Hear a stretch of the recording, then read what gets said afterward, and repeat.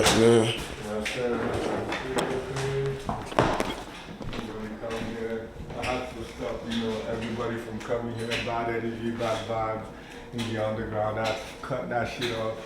But this is where, we chill, we relax, we have peace of mind. It's a house, it's a home. Alright. So,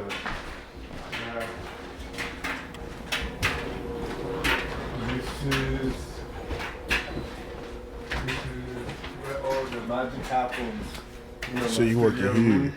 I'm doing laundry right now, so my bed is kind of fucked up, but I feel. Yeah, this is where all the magic happens, man. You feel me? So, Alright. Yeah, my artwork everywhere on the wall, inspiration. This where the EP, my first EP was made. So, in the future we might have a bigger, better place, but looking to get signed this year.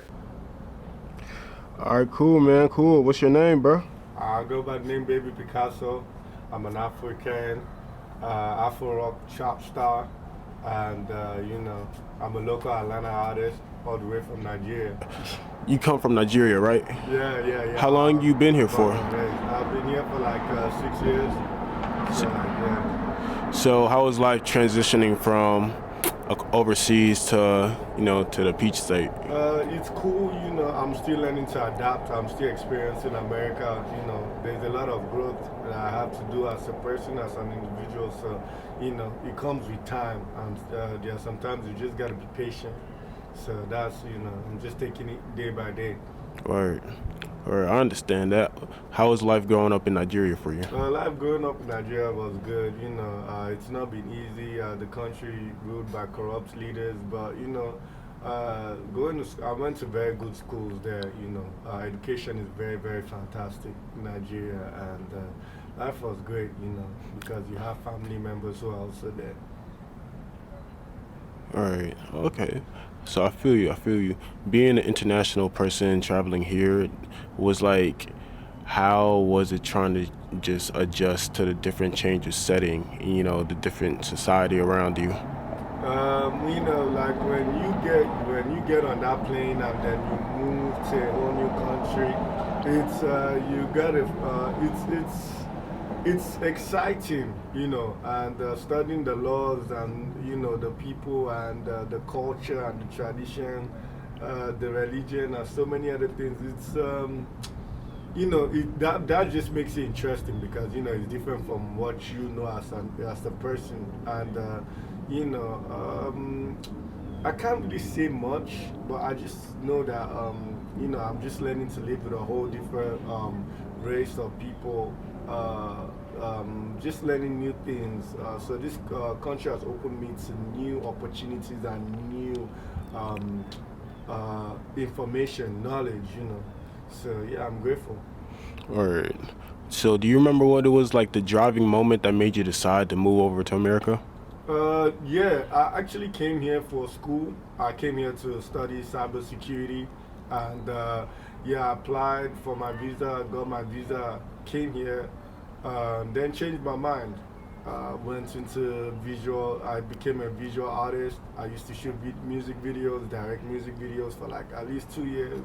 I was doing 12 visuals, and then when Corona came around, no work was going on. I decided to then make music, and went into producing, and now we're here. So you said it was around the time of Corona. That's when you started adventuring into music. Yeah. That's not too long ago. Yeah, that's like, I've been making music for like 2 years now, both producing and rapping. So then, to get to where you're at right now, that's actually a pretty short time, but you've been putting in a lot of work. You feel me? Do you remember how it felt like starting off? To be honest, when I first started, before I started, I was inspired by TM88 to actually how he made all my friends are dead with the Lil Uzi theme. Right. And I was like, yo, you know what? I can really do this. Like, I got ears for music, and I went online. And this was around the March. I started practicing, and by November, I put out my first. Around November, October, I put out my first instrumental, which was a song, Cupcakes and Sprites, on all platforms. So, Yeah, I did definitely put in a lot of work to learn how to produce. Shout out to Kenny Beats too, cause and Flico, cause they were both putting out a lot of information on YouTube, teaching people how to do certain things Right. on Ableton. So you just watched a couple of videos and just Yeah, applied that. yeah. I was watching. Shout out to YouTube. I was watching YouTube. I was always on YouTube. So my uncle Jerry, shout out to him too. He used to call it YouTube University. So everything I learned from shooting videos and directing music videos to producing, which I'm making music right now, is all on YouTube. I went on YouTube. So All I needed was a laptop and internet. how fast would you say you caught on? Like, Oh yeah, I caught on really fast. In 6 months, around less than 6 months, I was already learning how to. I already had a direction of how I was making beats, and in another 6 months, I started teaching myself how to rap. Shout out to Pierre Bond because he was a big inspiration at the time, and I was listening to some underground artists at the time, so I was making Pierre Bond beats and rapping. Like Playboy Cardi back then, and people used to call me like Afro Cardi a lot. It was funny. Then with the time goes on, your inspiration changes, and you learn new things. And yeah, after that was after a year of making music, my inspiration was the same people, but some things changed, and I just wanted to create a whole different lane for myself. you And felt like you had to evolve? what? You felt like you had to evolve? Yes, evolve. Yeah, that's also it's like a Pokemon. So that was what I did, and in a year, last year November just made it 2 years. So the remaining 1 year was what I used to learn how to create the new Afro rock trap. It's three genres in one, which I'm doing. And when I started making beats in that form, I started figuring out how to rap in that form, like how I can fuse my roots with my beats. So, yeah. Alright. So cool, man. That's cool. Since you record music too, bro. What kind of got you into recording music? I thought I used to send beats. When I first started making beats, I always said to myself, like, I would send my beats out, and most times artists would waste my time and not want to collab. So I said, fuck them. Why should I send them beats when I can rap on my own beats? And not too long after that, this was like 3 months or 4 months after producing, like doing when I was producing. I asked my grandmother I was broke then, to help me with the studio thing, the sound card, and my first microphone ever. So that's what she did. Alright, that's helpful over here. Since then, what are some heights you made in your career that you're proud of? In 2 years, 2 years and 1 month. January is making it 1 month.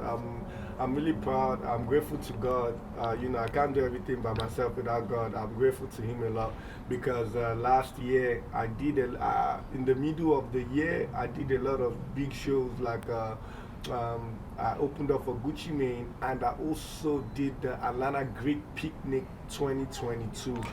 Was that like the festival? Yeah, it's a festival. Yeah, it was I believe over I saw you at 20,000 that. people. Yeah. I performed. It was over 20,000 people. I did some shows like shout out to Dollhouse, who put me on their lineup. There were a couple of shows, but the Atlanta.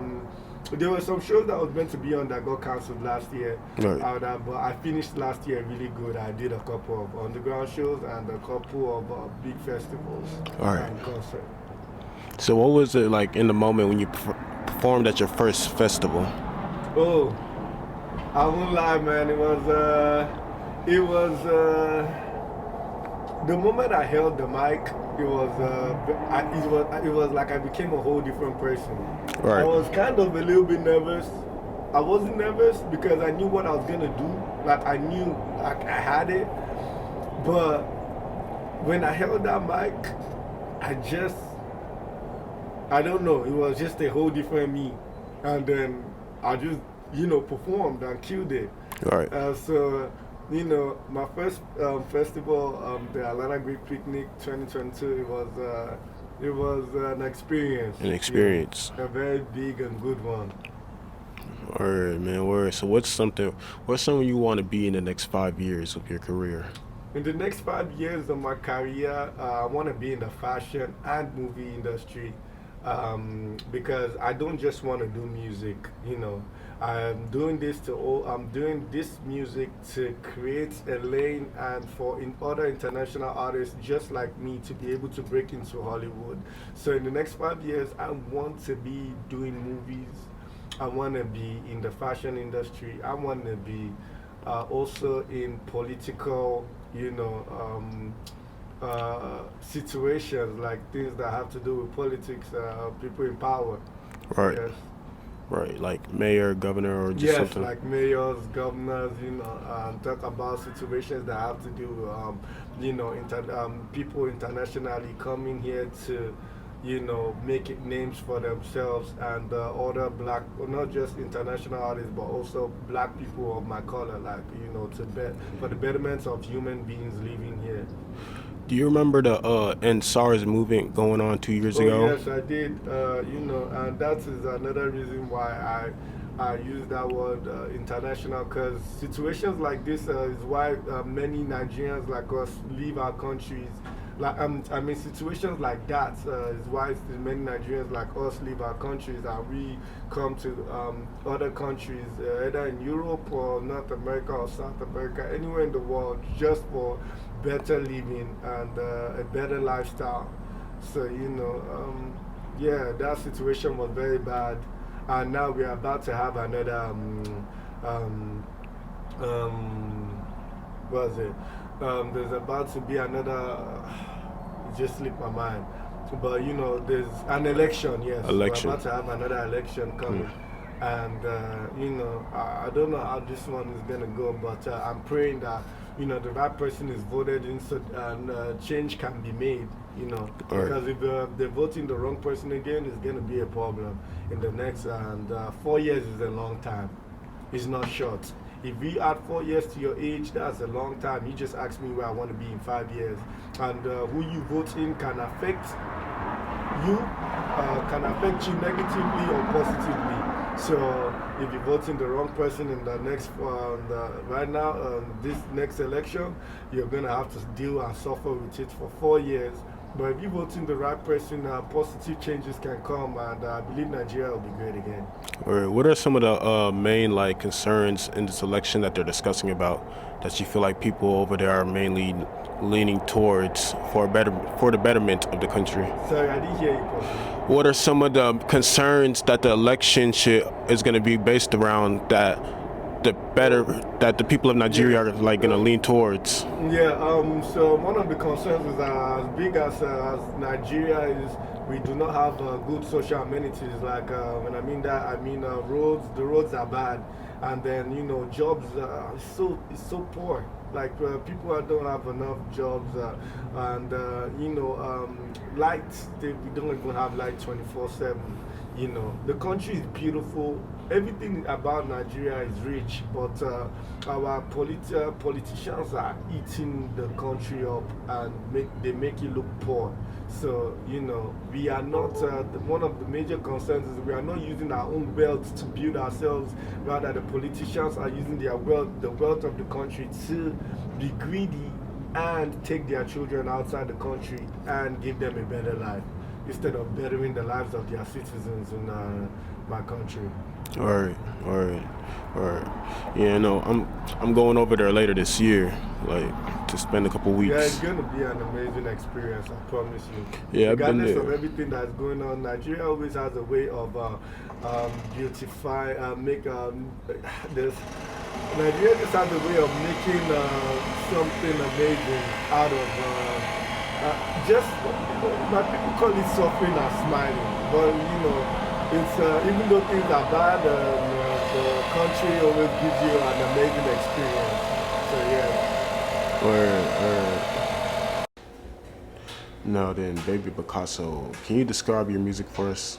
Oh yes, my music is very experimental. It challenges, you know, people to listen to me. Like it challenges people's ears. It's music for the ears, headphones, and speakers. and it's original. It's me. Word, no word. What are some things that you do to kind of get you in the mode to create, produce, record? So, there's nothing really that I do. I'm not going to lie to you. But there's just always this small spark inside me that just, it's never wrong. Whenever it just sparks up inside me, I know, like, yo, I sit down on my laptop and I can produce for the next 5 days. My creative process is different. So that's what makes up, me. I can go like like a week or two without making music or doing anything creative. But when that spark comes on, it's like I can go 1 week and I've made amazing, like some amazing like shit, like a lot. Or do you ever have stagnant moments in your career? No, I don't. You know, no, I haven't experienced any. I have one right now, but I don't see it as a stagnant moment. I just see it like it's not yet time. Timing is everything, and it's very important, especially in my life and my career. So, most times, if anything is not happening, I believe it's not for me or it's not time. So I have to be patient. Or I understand that. Now then, what do you have planned for this year coming up as for Uh, yourself? this year coming up, I really don't have anything planned except keep making amazing music and evolving in my sound. And, I know the right shows are going to come and the right festivals and every concerts, everything, bigger opportunities. So, I'm just praying to God everything will go according to His plan, not my plan. So, yeah. Word. Yeah, that's cool. That's cool. To get into your music some more, what's your favorite song that you have out right now? My favorite song that what? That you have out. Oh yeah, God. God, it's out on my Heaven's Peak EP. You guys can check it out on all platforms. All right, cool, man, cool. Now then, if you're able to see your younger self from a while ago, what would you have to tell him? Mm, I would have to tell him like,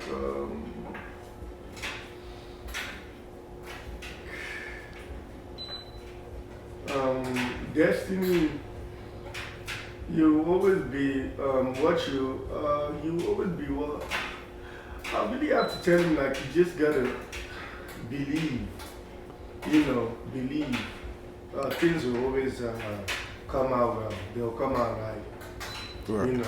The things will, what's meant to be will be. So yeah. Sorry about that.